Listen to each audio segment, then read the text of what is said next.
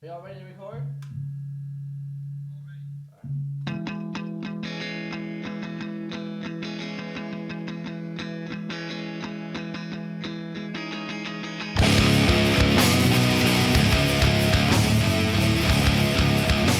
What's up, everybody? Welcome back to the show. This is the third episode of the broadcast. And you know, this is actually the first time I've ever doing it in my studio for the first time ever. It's not quite done. Still have quite a lot left to do. But I figured, let's continue on the path of the Stuck crew. And that's exactly what I did. So what I'm going to do is I'm going to introduce you to tonight's guest. And tonight's guest is Eli. Not the Eli either. You're getting just regular old Eli today. There's a saying that I actually was trying to pull up, and I did pull up eventually. And it describes the difference between who you actually are and who the perception of the Eli, quote unquote. And it's from W.C. Fields. It says, if you can't dazzle them with brilliance, baffle them with bullshit. Seems pretty astute. You would agree with that, though, right? Yeah. Yeah. I mean, to a point, I listened to episode 1. Yeah. And Josh did eloquently and honestly point out, I think the guy that sits in this chair, which would be me, Yes.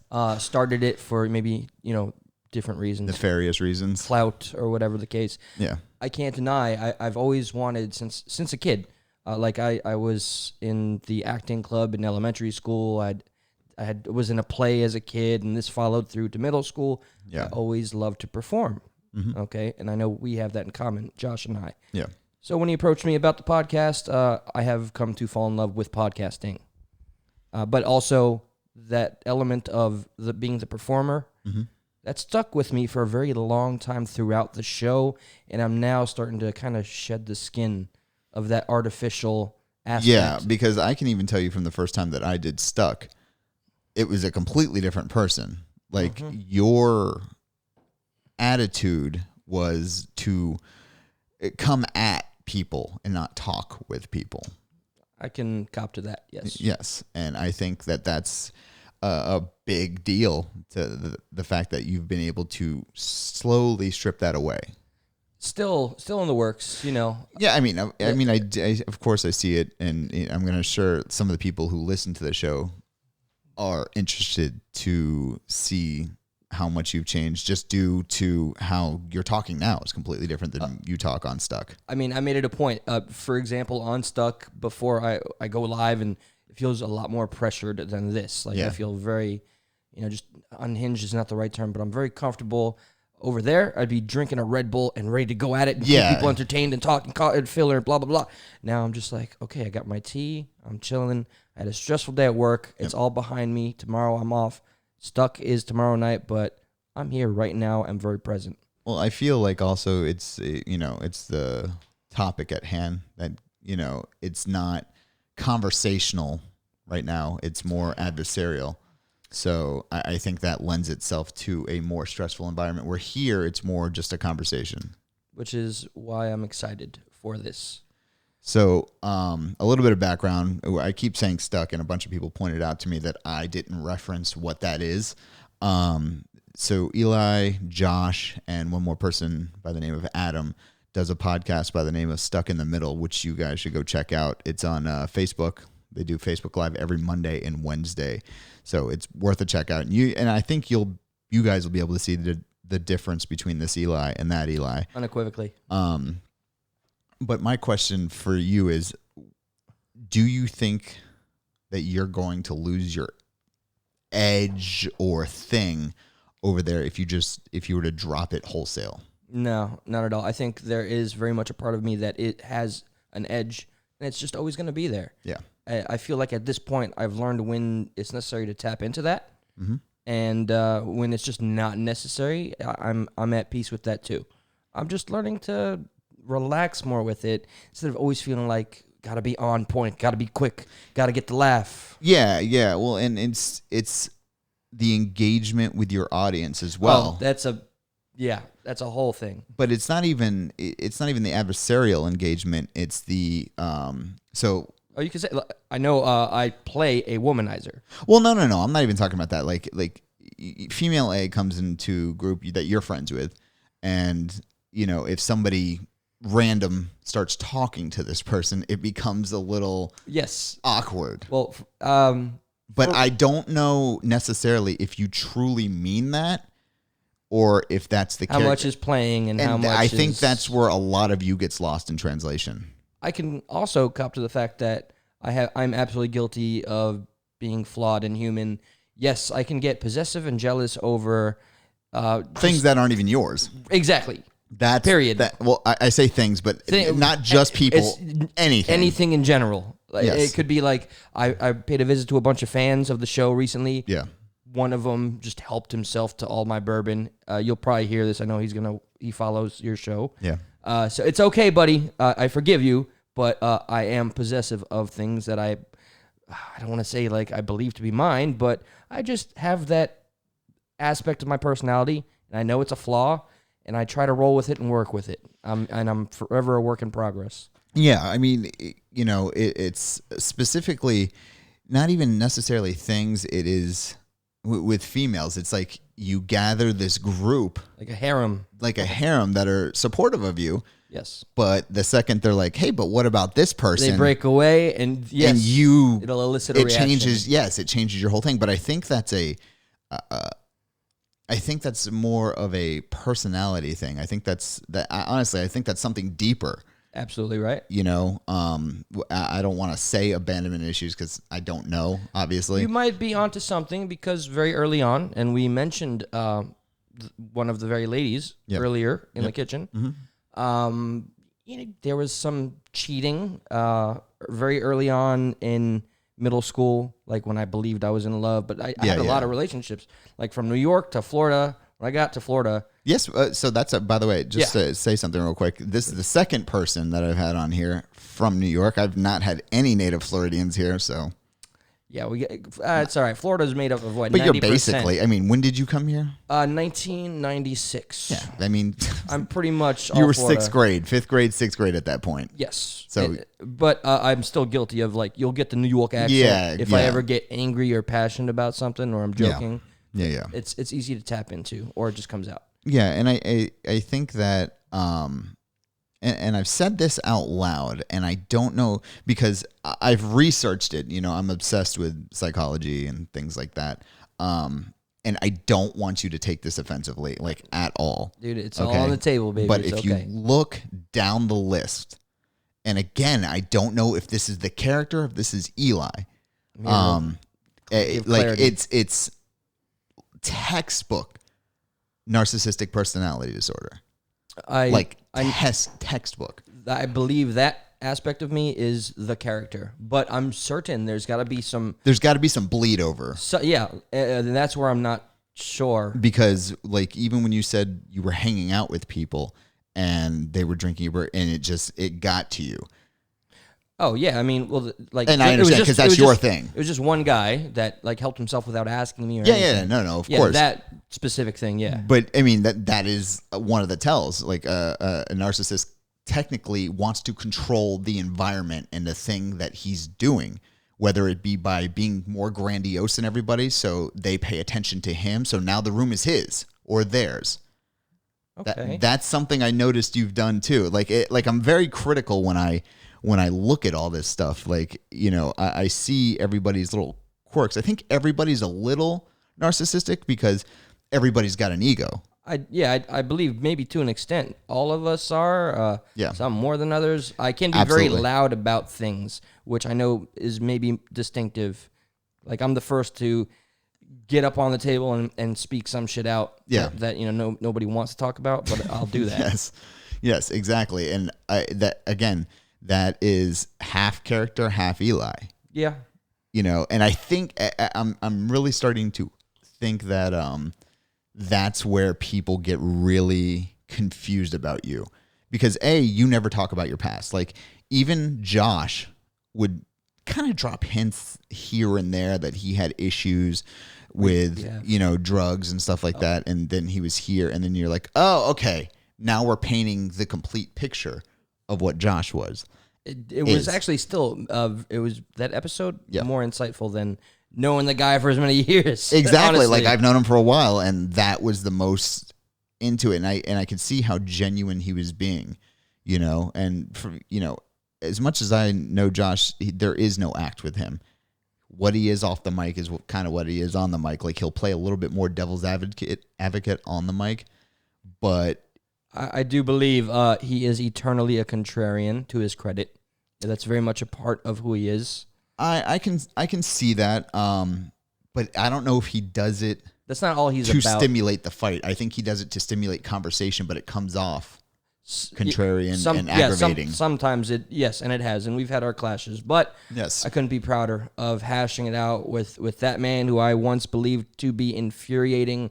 And one of our old buddies, one of our mutuals, we call him the producer. Mm-hmm. He kind of embedded in my head that Josh is not going to be great to get along with. And I used to watch Mornings at Night, and I saw it get contentious, but I was like, I'll take on that fight. Yeah, well, I mean, I've known Josh for a while. I've done, at this point, 4 podcasts with him. Way I've more done history than 4 podcasts with him, and he pointed that out because I found an episode of just a side podcast he did once.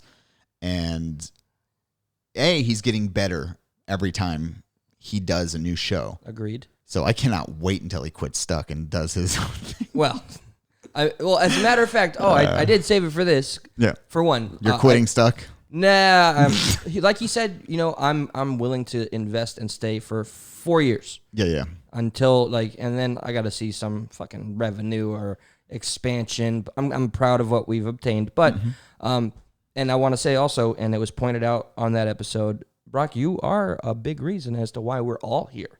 Without you, TFP, Josh wouldn't be on Stuck. Eli wouldn't be on Stuck. Or I'm not the Eli today. Yeah. Me, Eli, myself yes. here presently, not speaking in first person, third person. Sorry, I get lost on that. Yeah. And I guess it's rubbing off because, brother man, I intend to buy all the cool tools, all the little gadgets, and I'm gonna have my own show as well. You should, man. I mean, look, one of the things that I've taken away from all of this podcasting stuff is all it took was for somebody to put the idea in my head years ago, and I didn't have all this, but then again, like I said in the last episode, that this wasn't accessible at the time.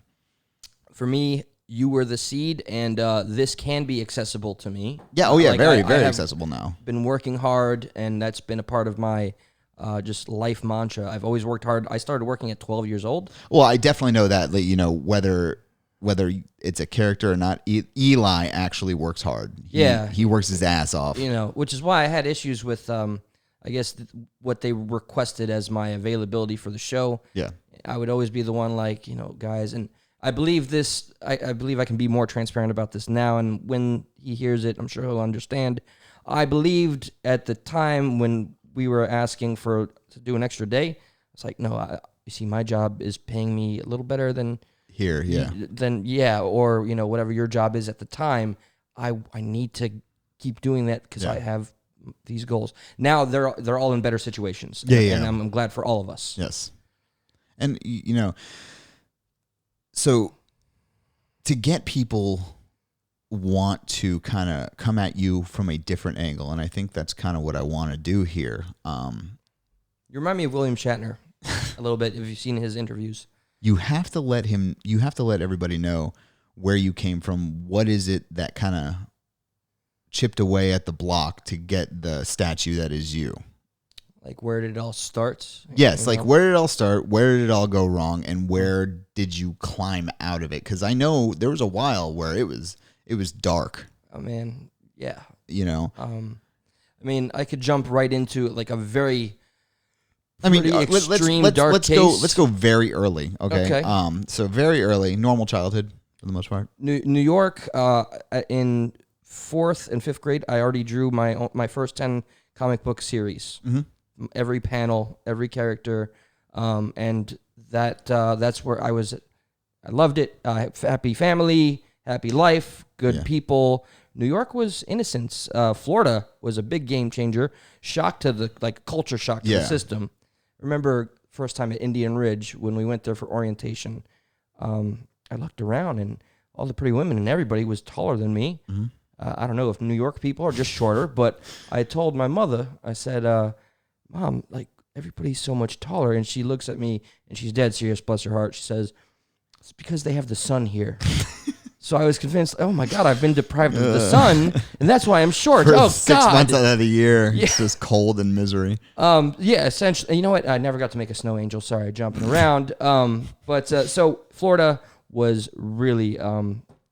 just as I said, a shock. I got into obscure things like D&D, but I also had popularity at first in middle school. Then girlfriends became a thing. I had 12 girlfriends in 6th grade coming from Because it zero. got out of you. Yeah, because I mean... And I played a character, Brock. I lied about being in a gang in New York. This is bullshit. Yeah. I got, that's going far deep. That's the NPD, man. That's the Narcissistic Personality Disorder. I'm telling you. That's you needing the attention. There's something there, yes. Be like, I'm the bad dude. You want to hang out with me. You want to talk to me. I wasn't trying to come off, but yeah, you know what? I must have been. Like, why else would I say I was in a gang? And I got checked and humiliated in the lunchroom. 7th grade, I remember this dude. I'll put his name out there. It was years ago. Who knows where he's at? Chris Edward put me in some sort of fucking weird ass choke. He's like, "You wasn't in no gang. You wasn't no gang." In front of people, and all I would do to defend myself was go, "Bitch, bitch." Lost a little credibility there, but imagine all of it. Yeah, probably. It wasn't a proud moment, but throughout middle school, man, I made some of the closest friendships ever. I've always made just very valuable relationships, friendships with people. My first love, 8th grade, and then high school, things start to slightly begin to go downward. Well, you're hanging out with different people. Trailer parks. That's where I met you. This is when, yes, you met me, and we have a lot of mutuals. Yeah, and that place specifically, the annex, the 9th grade annex over in, we went to, at 9th grade, we went to Western together. That was, as much as I described my middle school being drugs and all that stuff, and you'd be able to get almost anything within reason. Western was way worse. Oh, by far. Way worse. Like, I remember people walking around with Zephyr Hills bottles filled with vodka, Sunny Delight bottles filled with screwdrivers, and it was just normal to see kids bombed out of their brain. It was the first time I ever saw somebody on, like, hardcore pills. We were close to a place called 8th Street, which was notorious, on 136 8th Street of Orange Park, or Western Hills, which harbored Western High. Yeah.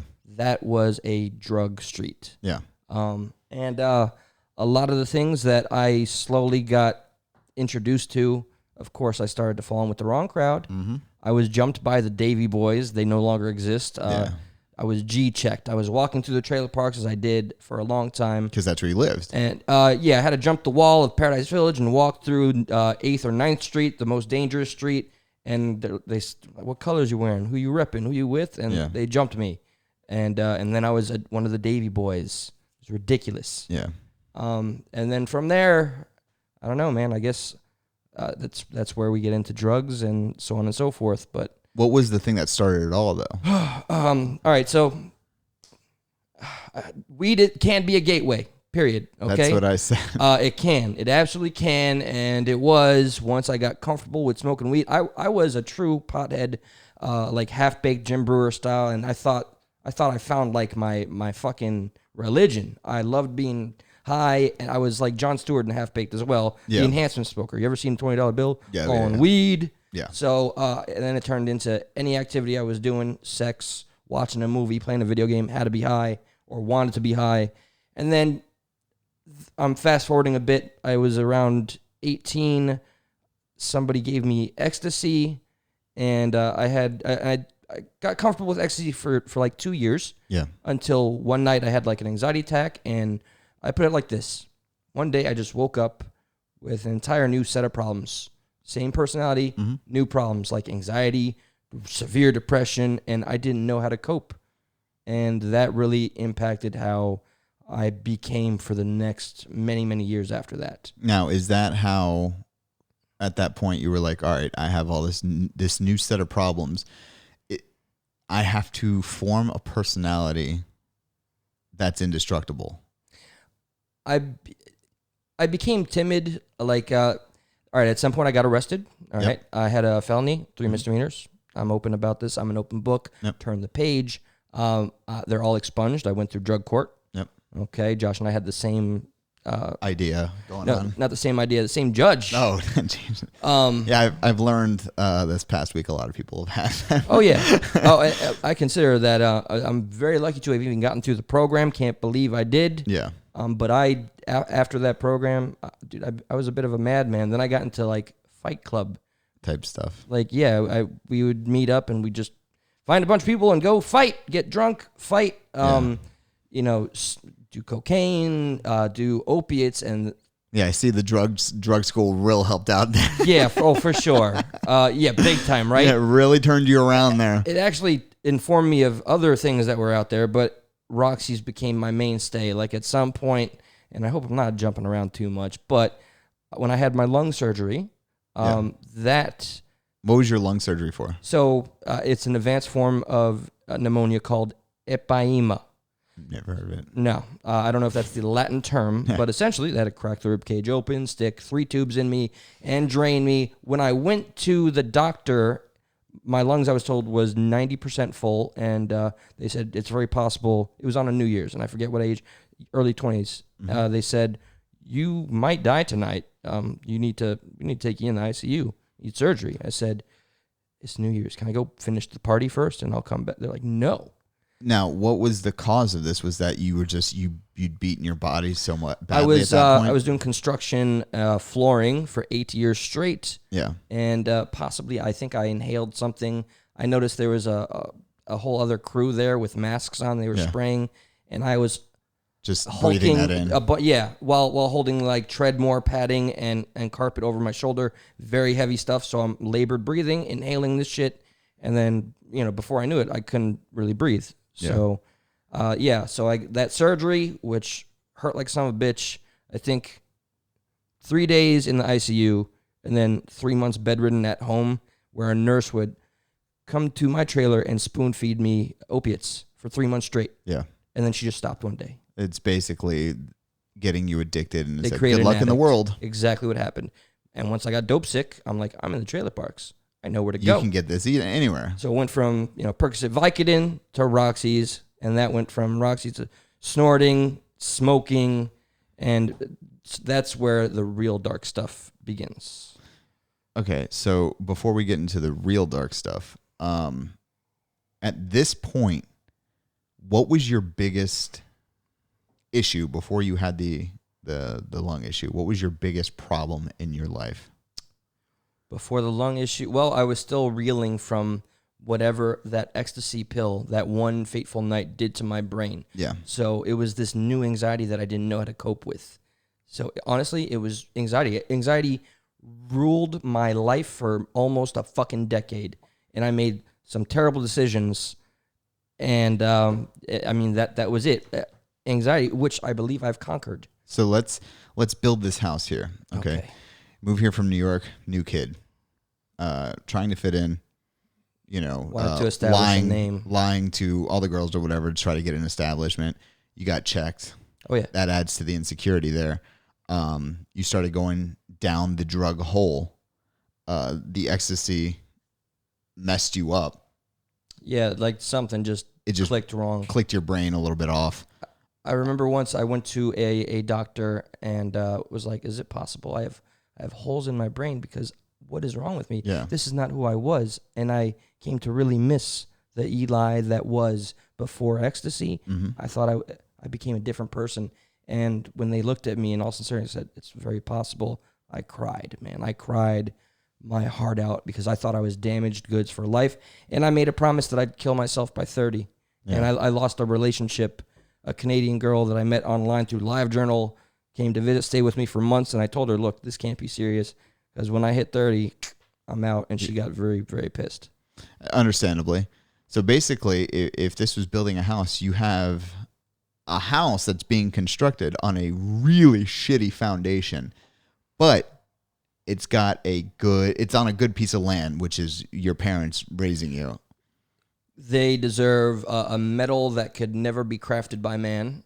for putting up with me. The one time I got arrested and charged was a night that I had a fight with my father, and he said, if you go out there, you're going to get arrested.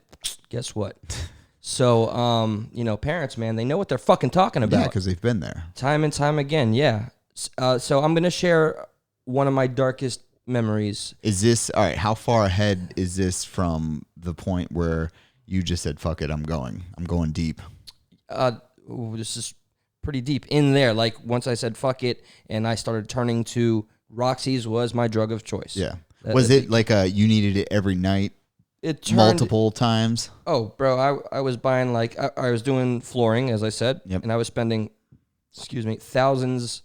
Well, I was making thousands of dollars, and I was spending maybe $400 on like 20 fucking pills.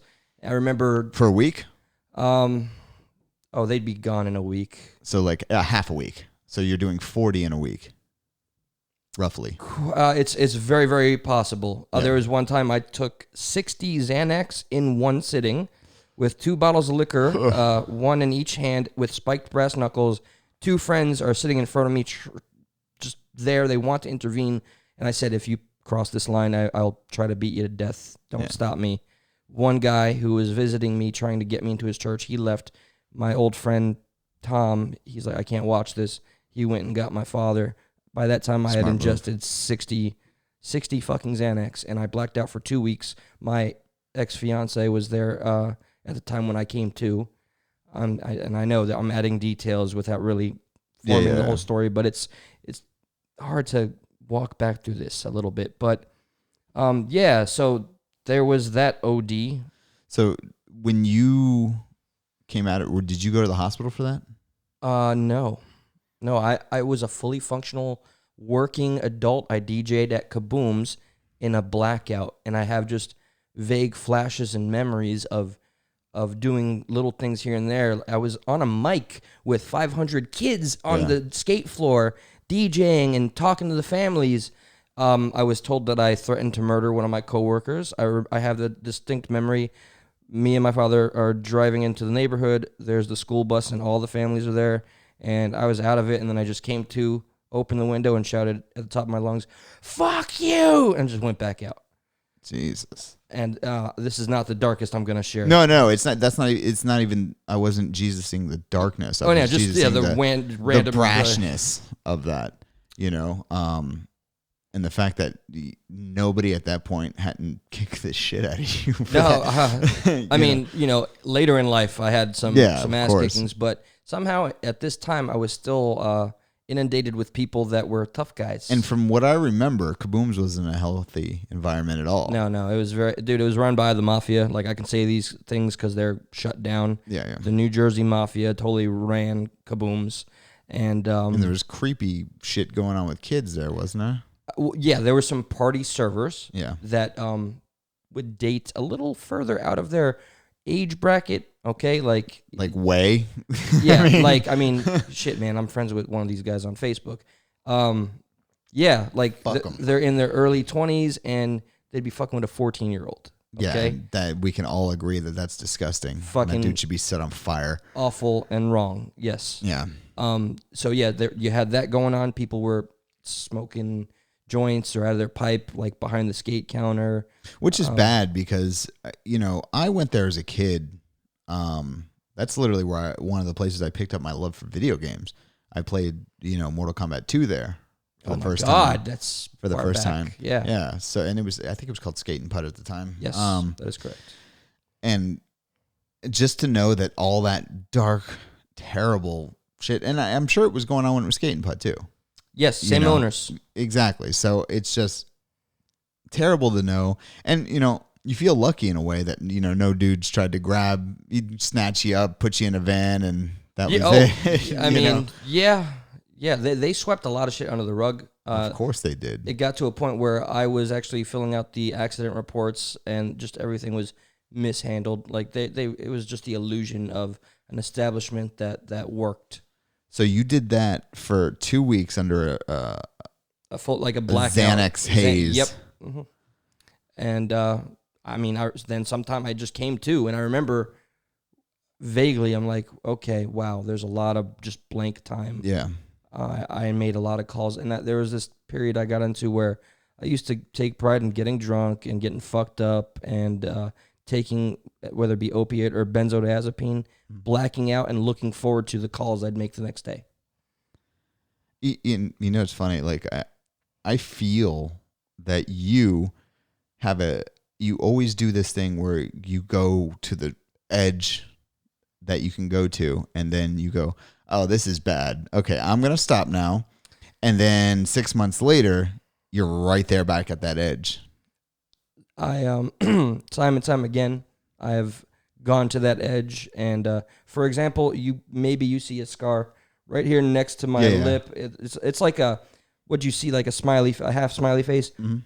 I was drunk in the day once, and I decided to make myself get a little fucking Joker smile. I took a carpet cutter, and I cut my cheek in half, and I just watched myself bleed in the mirror. Addict behavior. I mean, you just do irrational shit. Yes, that's one of the many irrational things. You know, everybody's seen videos of meth heads where they'll call the cops on themselves, and then attack the cop with a knife, and then man, I'm lucky that was not the case for me. Yeah, and the fact that you've only been arrested that one time is super lucky. Absolutely baffling at this point. Yes. I'm a little nervous about sharing this one story. I mean, you can cover names up to. No, I'm covering people. everybody to protect them. Good. But I don't know why I'm so inclined to want to share this, because I do identify this as one of the darkest moments I've had, and given everything I've experienced in my life, I think that says something. Yeah. And I think it was sometime after this where, like, I remember you talking to Josh, you're like, what was your oh fuck moment? Yeah. All right. So aside from, of course, I did all the things an addict would do, pawned like jewelry from my family, like that I should have never. So you pawned family jewelry? I stole, yeah, man. And wow. Did you steal from your friends too? No. For whatever reason. See, that's the thing I'm not understanding. Like, weird, right? That's a line that you and Josh both were unwilling to cross, and maybe I'm thinking because they're the ones who weren't judging you because they were in the exact same place. I don't know. I mean, I don't have the answer to that, because I remember venting and raging out at my friends at the time, saying, all we do is come to the same fucking trailer, take the same fucking drugs. We take Corsetins, Triple C's, and just trip out on them. And we do the same shit. And one of our mutual friends was like, man, if you don't like it, why do you keep coming back? Great question. Yep. As he fucking took 60 Triple C's. But he's also not going to say stop coming back because he likes the hang. Oh, yeah. We all enjoyed the misery-loving company is definitely an adage with that has a lot of merit. But, so yeah, I don't know what that line was, but I know, like, I still carry that shame and regret, because it's, it's gone forever. Yeah. That was precious shit that I pawned off, bro. Yeah. But, okay. So this right here was Eli's pivotal, holy shit, it's even too dark for me, that had me completely start to reevaluate where I was. Please, people, remember, after you hear me share this, I have completely changed, if you don't know that by now, and I'm sharing to be fully transparent. I do believe in the fact that I am an open book, and all you got to do is ask me to turn the page. So, me and a good old friend, as far back as middle school to present day, we were driving around, and we were both fucked up on cocaine and opiates. We made a plan to commit murder. Yeah. We made a plan that we were going to pick somebody up, kill him, and rob him, and bury the body. So, driving around, we found a hitchhiker, and he had a backpack. I think the plan, which was really put together haphazardly, was let's just feel him out and see if we don't like him, Yeah. He was really nice. You wanted a reason. Something so fucking slim, you had to practically invent it. Yeah. So I was also in this time, I was doing a weird thing, like carrying around this fucking butcher ass knife, and I had it wrapped with a t-shirt of mine that I used to wear when I got into fights. It had my blood on it, and I put fucking red marker ink on it to make it look worse. Yeah. I don't know why. But again, it's the grandiosity. Grandiose, man. I don't know what the fuck, but so I'm sitting behind this guy that's in the passenger seat. Our mutual friend is driving, and we were supposed to make eye contact in the rearview mirror, and that was going to be the signal for me to slit this man's throat. So you essentially would have been I would have been the guy. the murderer. Yeah. And he would have just been the accomplice at that point. Uh-huh. So I leaned forward. My knife was in my hand. And I looked up, and my buddy did the no shake with the eyes like, no. Yeah, don't do this. We're not in for this. No. Like, but he did it in a way like where he was still like masculine, like, No, not this guy. Yeah. So I leaned back, and I remember like we had a debate with our eyes. I was like, come on. Yeah. Although there was a part of me that didn't believe I would do it. So I don't know if I was challenging myself or where I was going, but it was that edge I'm looking for. You needed the approval, I think, at that point. You needed go ahead, we're doing this. I think so. But I took that no, leaned back. We dropped the guy off. I think he even offered us money, and we said no. Yeah. And that was it. And then we're still hopped up on cocaine and shit, but that began my moment of like, wow, this is where I am. I am not this person. Yeah. I am not my father's son. I am not my mother's son. Mm-hmm. I have fallen so far from whatever purity that is me. Because I do genuinely believe that I have a good heart. That sounds so shitty to say to other people, but I do believe I have a good heart with the best of intentions. But maybe Hitler would say the same thing, right? Yeah, I was going to say, again, like I keep leaning on this narcissistic thing, but that's what somebody's going to tell themselves as they're doing. The most evil people in the world, in movies, in history, always believe that they were the good guy. Absolutely right. Always. And I quote that quite a bit. Are you convinced that I'm a narcissist? Yeah, 100%. Like a real narcissist? Yeah, like 100%. Holy shit, man! Wow. If I went down the list and read to you all the traits of clinical narcissism, you'd be like, fuck, I can't even argue with that. Like, probably. You know what? I'm gonna actually pull that up because real quick. Bear in mind, I went to psychologists, therapists. I've gotten whatever they like. I got diagnosed bipolar. Yeah. And depression by BPD-1 or whatever, but no narcissism. Okay, so I'll just name a couple, like the ones that they have right here. For sure. Have an exaggerated sense of self-importance. I do that, and I exaggerate it. This is a yes or no thing. Yeah, yes, but it's not for me. It's for the people. Yeah. Okay. Yeah, guilty. Have a sense and require constant, excessive admiration. Yes or no. Mm-hmm. I mean, I like it, but I don't require it. Or maybe I do. Fuck, man. So that's a yes. Yeah. Okay. Yes. Exaggerate achievements and talents. I do embellish. I do embellish. Okay. But I know when to be humble. Preoccupied with fantasies about success, power, and brilliance. That one, not so much. I want to see. I think that goes more along with exaggerating achievements more in my mind, like, because you're like, I'm gonna do this because I am. I can't really explain it. Well, grandiose sense of self-importance. We definitely we've touched on that. We've touched. I at the time lived in a delusional fantasy world with delusions of grandeur. The murder thing, 100%, even though that was drug fueled. Yeah, it's still part of your personality. I don't want to kill anybody anymore. No, of course. This could be chalked up to drugs at the time. Exploits others without guilt or shame, because when you do the thing, you don't feel guilty at the time.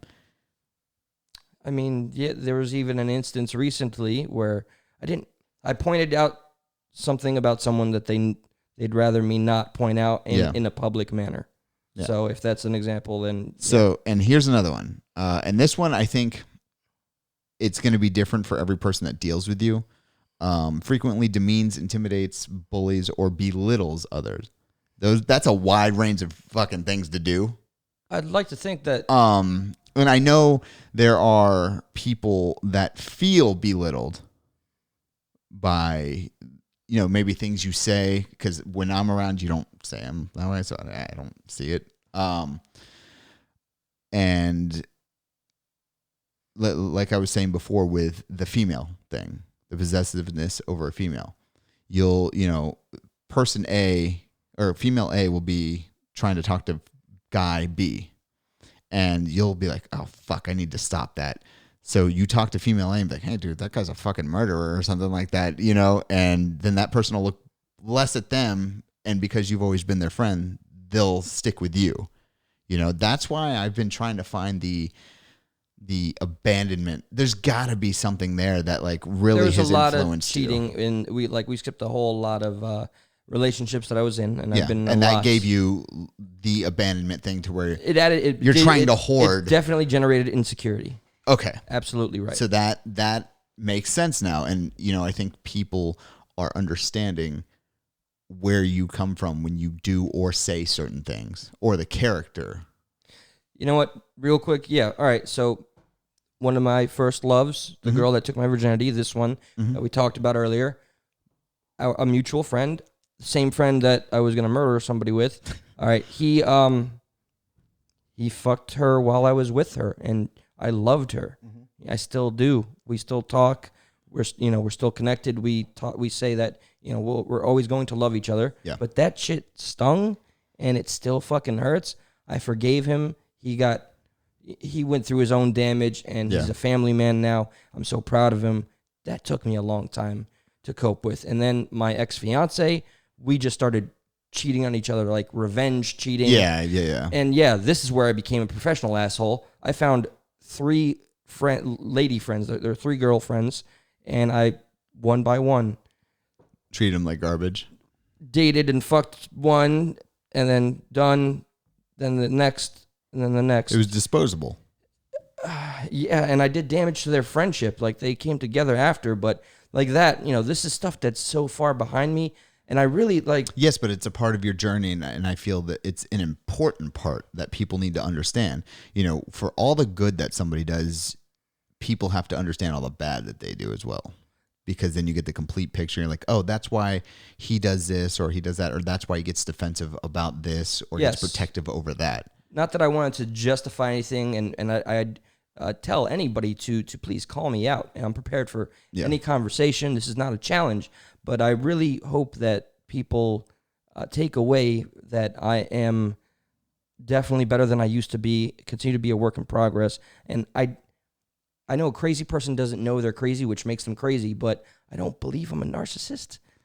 I really hope I'm not. So when I say narcissist, you're thinking of the most extreme form of it. Like clinical. Like they just, but clinical, you could be slightly clinically narcissistic. You don't have to be a level 10 clinical. You're just ruining lives at every level. If you're saying there's some hints of it. You're not a category 5 hurricane. Right. But you're not a tropical storm either. Word. I'll totally, I'll man up to that for sure. You know what I'm saying? Like, and again, it's not to attack you, but I don't feel attacked. I think that it's important to always look at yourself in a very critical way, and hold yourself to your higher standards, because the way you would hold somebody else to your standards. My 30s has been the most rewarding portion of my life. Yeah. Okay, I'm 36 now. I hate saying that, but it's the truth. It's true. And I am wiser. I feel stronger mentally, and I feel like a better person because I remember because I was on also bars for I don't know how many years, Xanax and opiates, dude. Yeah.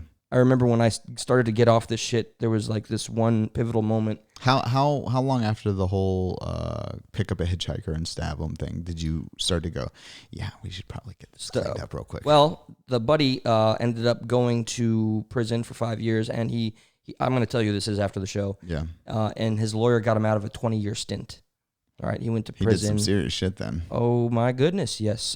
Crack, meth, and grand larceny. Just be happy you didn't follow down that. I'm very lucky. But I saw him and go through that, and his family, who I was very close with, and I'm like, I can't put my family through anymore. Yeah, you've already dragged them through the mud. You've sold their shit. My father would drive me to drug court every day, and it was such a long drive. I didn't get my license until I was 26 because I was afraid of a test.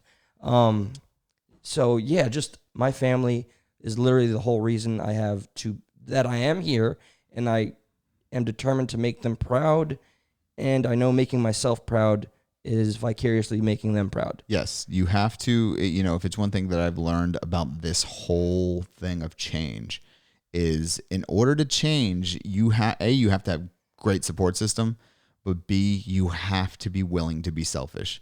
Yes, they teach you that in every AANA, whatever program. For 32 years, I wasn't selfish. I put everybody else's needs ahead of mine, which got me to the point where I was. And when I started becoming selfish, like there's a lot of people, they're like, hey, let's go hang out. I was like, I can't, man. I'm working out tonight. Sorry. Like you guys have asked me on Stuck a million times on Wednesday. And I'm like, I can't. I've got my trainer. I've got my personal trainer coming. I can't miss that. Yeah, I've always been at peace with that. You've seen, you were just in my room an hour ago. You saw how regimented everything is. Like I have my clothes already laid out on my bed for tomorrow. That's okay. So here's where the Brock that you've become it becomes the person I have one day or now. I don't know. I have questions, man. I know my weaknesses now, and I'm humble enough to address them. I am not organized. I am not regimented. I feel like I'm not thriving. I'm just living in chaos. I'm bad at prioritizing, and I'm just thankful that I'm better with money and that I've saved. But my God, man, like I want to start jogging again. I miss mixed martial arts. I miss Brazilian jiu-jitsu. I got to do 5 years of that. So the way I would do it, the way I did it, was listening to a podcast, Jocko Willing's podcast, and then I bought the book he has. And again, this is not an advertisement. I just really believe in his philosophy. It's only through you that I know his name. Discipline equals freedom. And somebody came at him on Twitter, and I saw this, and they were saying, he said something about, get up, get after it, whatever. And somebody was like, must be nice. You have all this time for playing guitar and eating steaks and doing all this stuff. And he's like, you make that. Yeah, you have to because I wake up at 4:30 in the morning, like I do. You get after it. You work out. Look, if you can pass the first 19 seconds of your alarm going off, if you can just get that, literally turn your body and put your feet on the floor, you've already started your day. At that point, it takes more effort to roll back over, put your feet back in the bed, lay down, put the cover on you, than it does to just go. It's the absolute truth. You say, I'm not saying you're saying this, but a lot of people say they don't have time. Everybody's got time. I know it's a bullshit conception. Yeah, it's a fucking bullshit conception. Yeah. Because everybody's got the time. Everybody's got 1 hour. You got lunch, right? While you're at work? You just reminded me of something I forgot in life. When I was in rehab for that 1 year drug court where I had to stay sober every day for a year, and I did that. I didn't cheat like so many others. I did force myself for the first time to wake up every day at 7 o'clock in the morning and just speed walk. Whatever your early is, get up at it, because that'll give you more time. I mean, that's period. That's why I wake up so early. By the time I get to work, I've already worked out once. I've already made a great breakfast. I've already done that type of stuff. Watching your progress has been nothing short of fucking amazing, dude. There's a book, and I think a lot of people can learn a lot from it, called, I think it's called Make Your Bed by General William H. McRaven. And the whole thing starts with when you get up, just make your fucking bed. If you can get that habit down, you can develop. Why do you think in the military? Can you guess that I don't? Yeah. Like in the military, what's the first thing they do when they get up? Get up, you make that fucking nice. Bed perfectly. And there's merit to that. I truly believe there's merit to that. And there's health in doing that, even physical activity that early to stimulate your brain and get it going. One of the things I've learned not to do is procrastinate. Oh boy. It was a big problem of mine. Like my whole thing was, I'll lose weight tomorrow. That's where I'm at. And with my drinking too. The way I look at that is, why not now? You just had tea. Are you dying?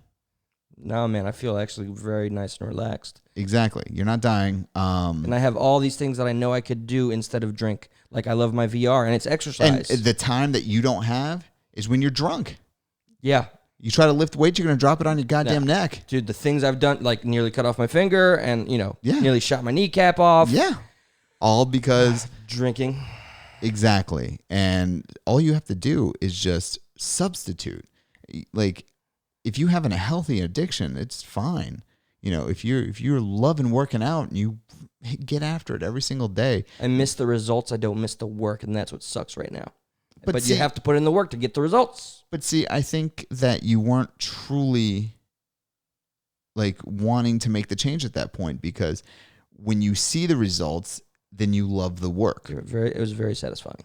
You love the work. Like, every time I got to go, or I'd gone to jiu-jitsu, I'm just like, yeah, I got it in. I'm dying. I'm in pain. I'm just sore. This is awesome. Runs, then sprawl. Yeah. You do. Every day I wake up, I'm like, I don't want to do this shit again. I don't want to go for a run. I don't want to do push-ups. I don't want to do sit-ups. I'm going to do them. Right now, that's non-negotiable. Brock, just your existence, like seeing every update in the mornings, you have become an inspiration. I know it's humbling to hear it, but I know. Because all I'm doing is being selfish. You can ask any of the females that I've dealt with since I started this whole thing. I am not an easy person to deal with right now. I'm not. I'm so tunnel visioned on everything. A relationship can become noise very fast for me. I'm in the same boat right now. It's an odd boat, but yes. It's a distraction. And it's not like I've made anything up. I'm not saying, hey, I'm going to put this to the side and focus on you. It's like, no. If you fit into this box and this schedule, I got you. And I hate that it has to be that way, but at my age and my goals, it's not going to be any other way right now. I'm not going to be able to accomplish anything if I don't get on it every single day and get after it. And now at the age that we're at, man, like there's no more like time's on my side. I don't feel that way at all. I know like the time is passing for me to jump on it right now. Yes, exactly. Theoretically speaking, I get through the academy and I'm 37. You put 25 years into that career. Yeah, I mean, that's you're 60. Right. But, I mean, I don't know what one answers, but with your family background, like, what would be your age expectancy? Okay, so my family has two ways to go about it. Addiction. And you die when you're 60? Okay. See, that's or before. Kind of on my father's side. Or you live a normal, healthy life. My great aunt, I think she lived a normal, healthy life. She didn't die of anything freaky. My grandmother on my dad's side wouldn't have died of anything freaky if she didn't break her hip in a hospital. It's all my mom's side. Literally her and all her sisters and brother, uncle died of a heart attack because of years of alcohol abuse. Mom died of alcohol abuse. Sister died of drug and alcohol abuse. Mom died of emphysema and I'm assuming alcohol, but I don't really remember her ever drinking. You're really not a chip off the old block, are you? No, I don't. I get addicted to ideas, like I said in the first one. I get addicted to the thought of bettering myself now.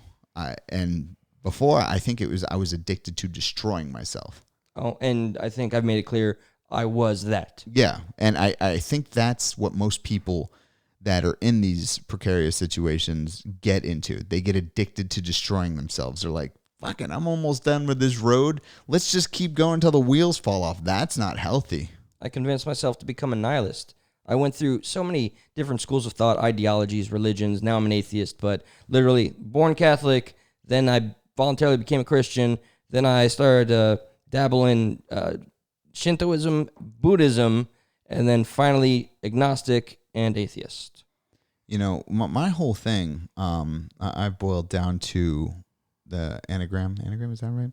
Of grit, which is gratitude, respect, intensity, and training. That's what I am at this point.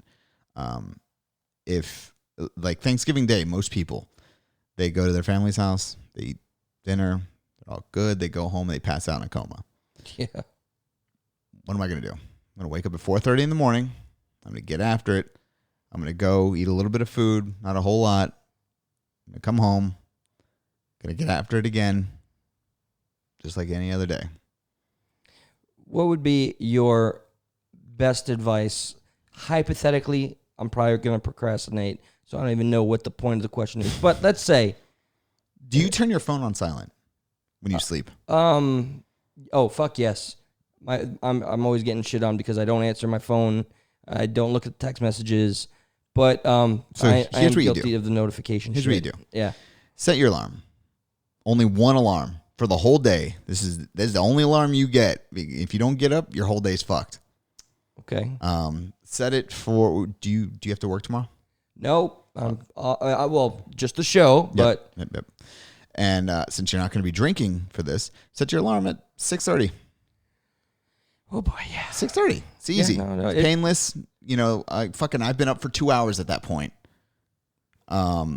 Because of my drinking recently, I've been having this bad habit of waking up at 4 o'clock in the morning and staying awake and then sleeping some of the day. Nope. See, that's totally the thing. When bad. you wake up, just go with it. If it's 4 a.m, oops. So you got to get after it, man. I don't know if you've got anything at your house, but you could do body weight stuff, squats, sit-ups, push-ups. I still have the collection of weights that I used when I was in mixed martial arts. Yeah, so I mean, you have the ability. You just need to do it. That's literally all it is. When you read this book, it literally says, people asking questions like, "How do I wake up in the morning?" You get up. Yeah. And you get moving. How do I work out every single day? You fucking do it. You work out every single day. The days you don't want to do it, you go and you just show up and you do something, which is always better than sitting at home and going, because I feel like shit the days I don't work out. Dude, it's the utter truth. Even today before work, I found myself with idle time. And with that idle time, I was procrastinating. I was reading comics that I've read a dozen times.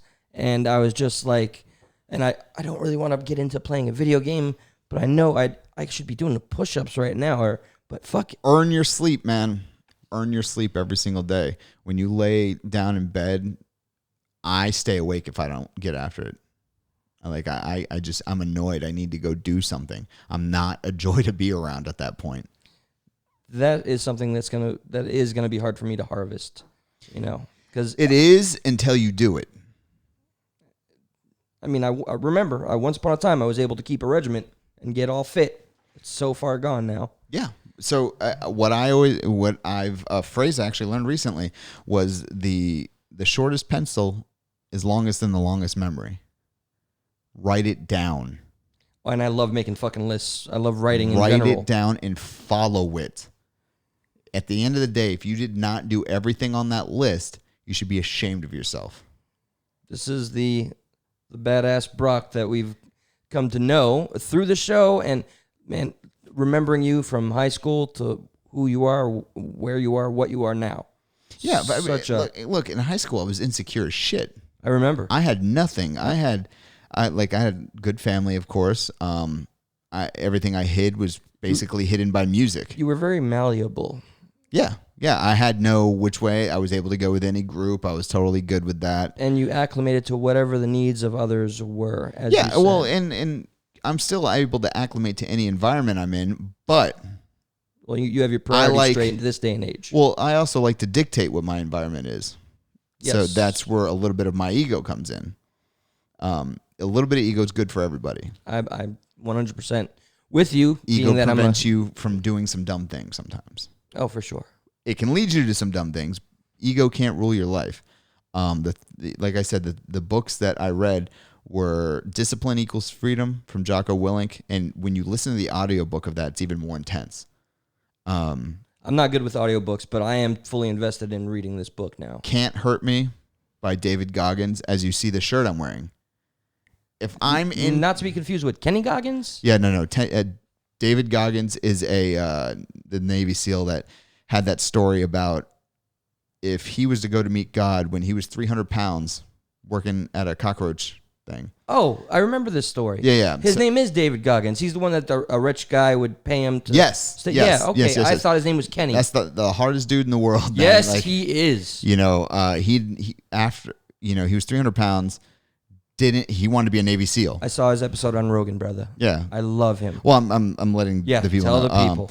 So he's 300 pounds. He wanted to be a Navy SEAL. Saw that show on Discovery Channel. It was called like Buds 234, 324, or something like that.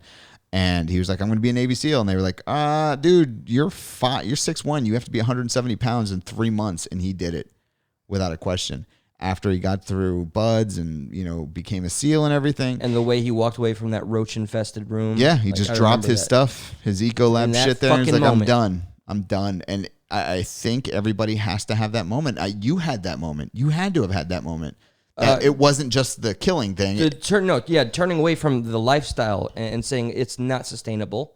And now I am also at peace with never being content, because I think being content is dangerous. Yeah. I always want to strive. Like, I'm in this weird place with like knowledge, ideologies. I want to learn all the things, Brock. We talked about much earlier.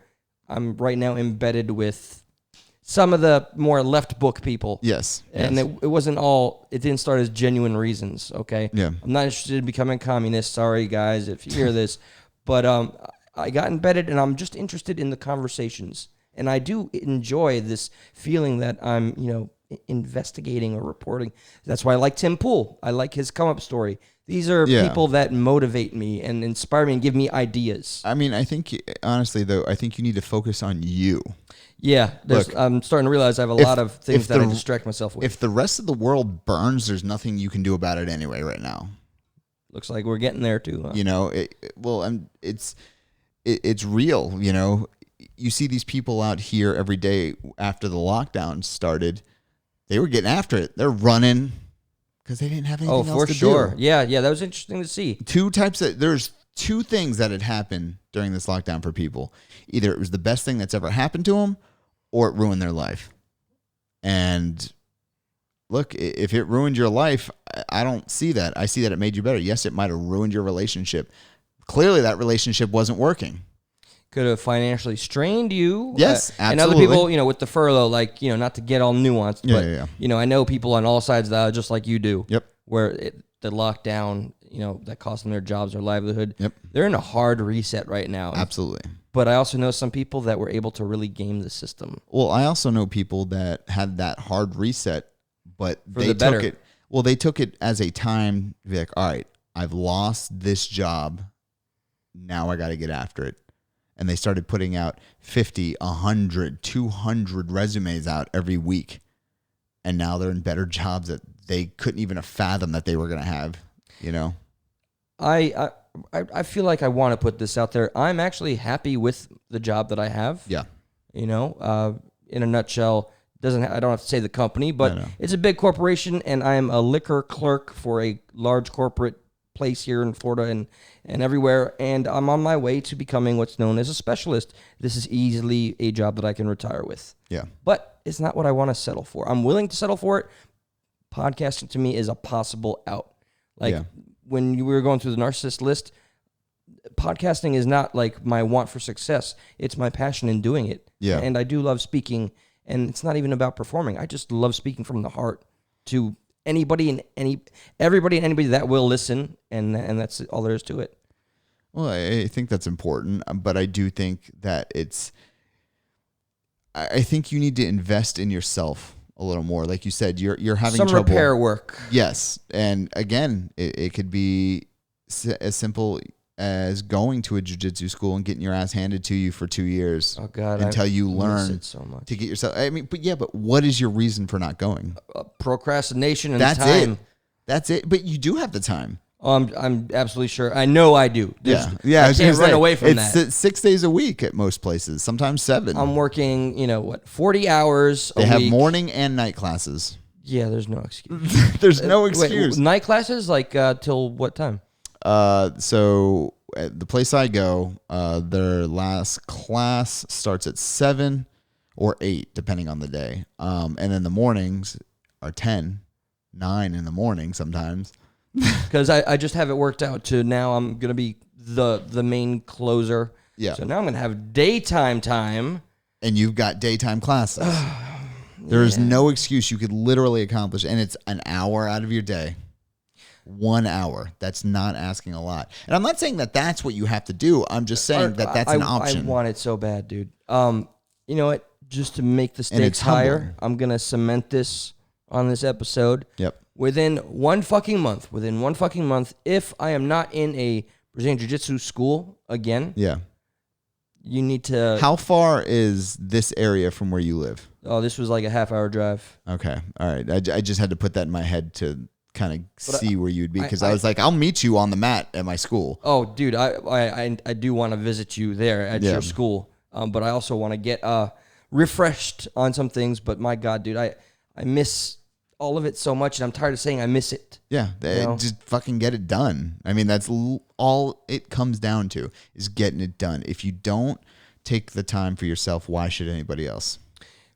Real quick, since it's you, Brock, I have a memory that I think we should share for the audience. Okay. Since we have a history. Yeah. I was there, and you pointed out that you were there, because I thought it was somebody else.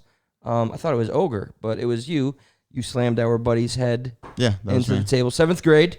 No, not 7th. It was 9th. Oh, my God, 9th grade at the annex. At the annex. And I remember he lifted up, and he went, I really took that. Yep, blood just came hand down over his his forehead, and when it removed, instantaneous. Yeah. I loved how it was funny. All the girls were crying and running to their, and you felt really, really bad. Yeah, because I didn't want to hurt the guy. No. Yeah, you never really had the intention. Yeah, he actually took it. His head hit the table. And it was play wrestling, but it was a WWE thing that we were going through. And we did the whole backyard thing at his house. Yeah. Yeah, we broke the fence. Mm-hmm. I all the physical activity stuff and performing. Yeah, I enjoyed it. Yeah, I mean, I think you just need to get into something, man. Like I see that you have a job direction, but you don't have a you direction.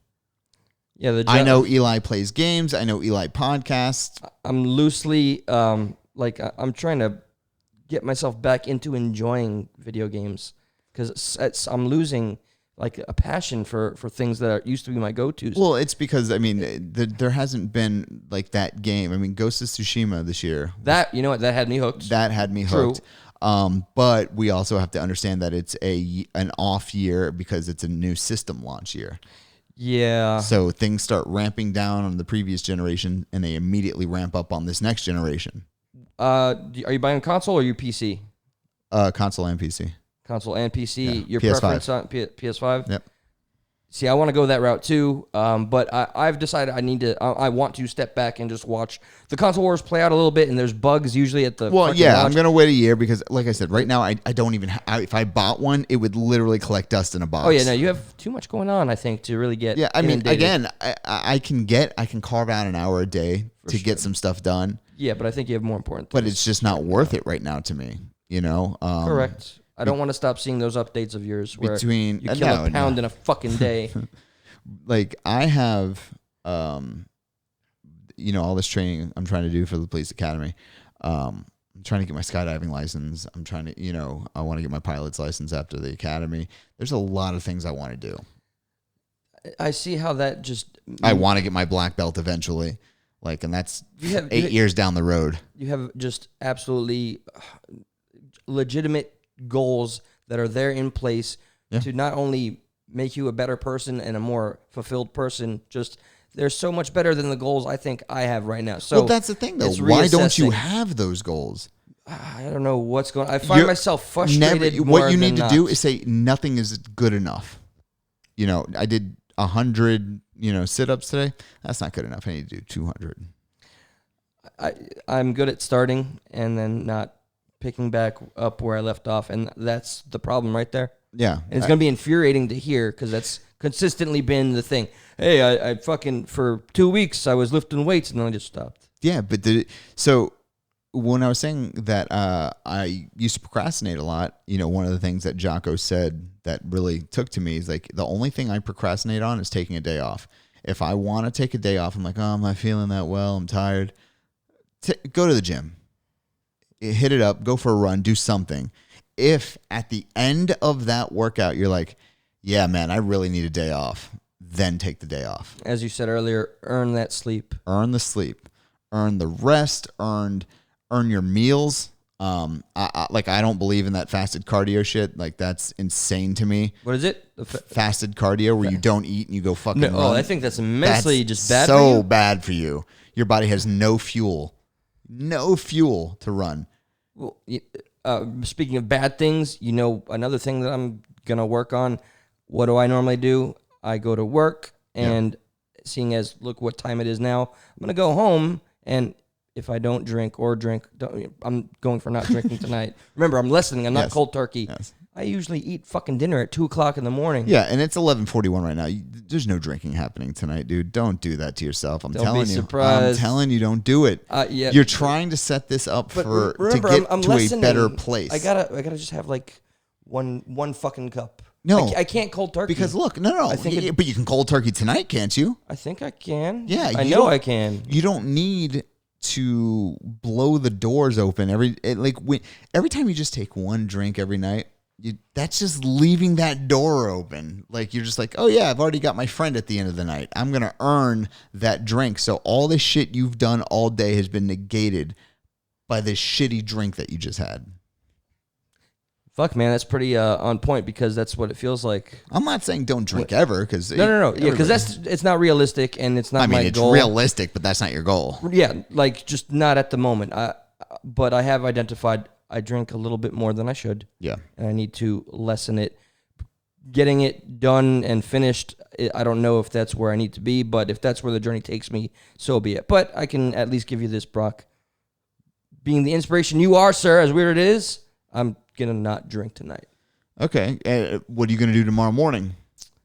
Wow. I do have a whole morning before the show. Usually, we collect topics and whatnot, but... Did you really just say you have a morning? The show happens at 9 o'clock at night. You see what I do with my time? Yeah. You spend your whole fucking day going, oh yeah, I have a show in 13 hours. I do. That's why I was so bitchy about you could literally get 13 workouts in. I'm not saying to do that because that would be stupid. No, right. Okay. I don't really have anything set for the fucking... Is your neighborhood safe? Yes. Okay. And it's got a pool. Go for a walk. Go for a swim. I did recently, and I think I might just do it again. Now, don't do a leisure swim where you're just kind of floating around like a weirdo. Oh, no. Fuck that. I used to do the shadow boxing with weights underwater and stuff. Yeah, but, do hard laps, man. Go up and back. I don't know how big this pool is. But big enough. Okay, so literally go up and back, take a watch, okay, and put on that watch a timer of a minute. Go up and back. Whatever you have left of that minute when you get back is what you get to rest. So if it's 10 seconds, it's 10 seconds. If it's 30 seconds, that's awesome. You get 30 seconds of rest. And as soon as that thing hits a minute again, go. I think I will take you up on this. You're going to die of an asthma attack and make sure you're by the wall, but still. Oh, I know, man. It's rough. Look, when I went to the pool recently, it's just a reminder of like, wow, yeah, I'm not in the best shape anymore. No. So, I think I can marry myself to this idea tomorrow morning. Just basic, for tonight and tomorrow. Just take a small step. And then the next day, put your other foot. Next day, put your other foot. The old expression of a journey of 1,000 miles begins with a single step. Fucking truth, brother. Yeah, it is. And it's just, I'm glad you're on the other side of a lot of this. You're still kind of in it because you haven't quite found the drive to, you found yourself to get out of the darkness, but you haven't found the way to get yourself to the optimum. I've only really been out of the darkness, I'd say, for 6 years. Yeah. Well, that's a long fucking time. That's a kid in preschool or kindergarten at that point. Or first grade maybe. Right. But I think that you just today needs to be the start of a better outlook for you. You need to, I'm trying not to... Setting the bar a little higher, I think. Yeah. Which is not a radical idea. Yeah, you don't need to set it to 10 because you're not trying to compete in Mr. Olympia. You're not trying to bodybuilder or anything like insane like that, but you're just trying to be a little bit better. If you take a ship and it leaves from New York and you put it 10 degrees off of where it's supposed to be, it's going to wind, and you were aiming for London, by the time you're done, that 10 degrees, you wind up in Africa. I'm starting to actively realize that a lot of my passions right now, and I'll be brief because I think we're hitting our time here. Right now, I'm falling on the sword of I want the establishment to be revealed, and I want the working people to break the two-party system. Yes, but that's not going to do anything for you. Exactly. But I'm getting so married to that idea. And theoretically speaking, even if that did happen, you'd still be like, oh, fuck, now I need to get into shape. Oh, for sure. You know what I'm saying? As we said, prioritize, and I think it's time for me to put myself as that first priority. I completely agree with that, man, like more than you'll ever know. You've been quite the guru, my friend, and knowing you has been a journey. I look forward to continuing the journey. Yeah, dude, I think that if you just go on the path that we talked about tonight, I think it'll benefit you incredibly. And I think there's going to be a lot of people that hear this and look at you differently. Don't fall back into the Eli. That shit is done. Oh, yeah. Because now everybody knows who you are. I hope so. I'm a little nervous about how some of it came off in the beginning, but I'm going to re-listen to this when it comes out.